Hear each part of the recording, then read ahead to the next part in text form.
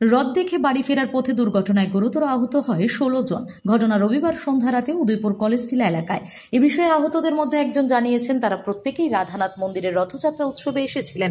তারপর রথযাত্রা শেষে একটি মালবাহী গাড়িতে চেপে বাড়ির উদ্দেশ্যে রওনা দিয়েছিলেন তারা। তারপর কলেজ টিলা এলাকায় আসতেই গাড়িটি নিয়ন্ত্রণ হারিয়ে উল্টে যায়। এর ফলে গাড়িতে থাকা যাত্রীরা সড়কে ছিটকে পড়ে গুরুতর আহত হয়। তড়িঘড়ি ঘটনাস্থল থেকে আহতদের উদ্ধার করে গোমতী জেলা হাসপাতালে নিয়ে যাওয়া হয়। আহতদের মধ্যে কয়েকজন শিশুও রয়েছে বলে জানান চিকিৎসক।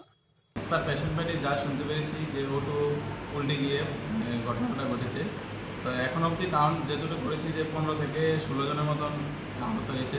তাদের কেউ মাথাতে লেগেছে, কেউ পায়ে লেগেছে, কেউ শোল্ডারে লেগেছে। তো সবাইকে সিটি স্ক্যানের জন্য, কাউকে এক্সরের জন্য পাঠিয়েছি। আর যাদের কনজারভেটিভ দেওয়া ট্রিটমেন্ট সব কিছু দিয়ে দিচ্ছে।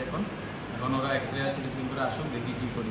অধিকাংশ দেখা যাচ্ছে শিশু এবং বাচ্চা ছিল, 5 থেকে 6 জনের মতন ছিল শিশুগুলো এত সিরিয়াস ছিল না, কিন্তু বড় যারা ছিল তাদের মাথাতে লেগেছে। আর কিছু সামারি কি নিতে পেরেছেন যে চালক, সেই চালক কি এসে বা তার? না, চালক এখনো খুঁজে পাওয়া যায়নি। কতজন হবে? 15 থেকে 16 জনের মতন। কোন জায়গাতে? কলেজ টিলাতে। এক অটোতেই নাকি? এক অটোতেই ছিল। আমি মালবাহী ক্যান্টার ছিল। ঠিক আছে, ধন্যবাদ। Bureau report, PV north east.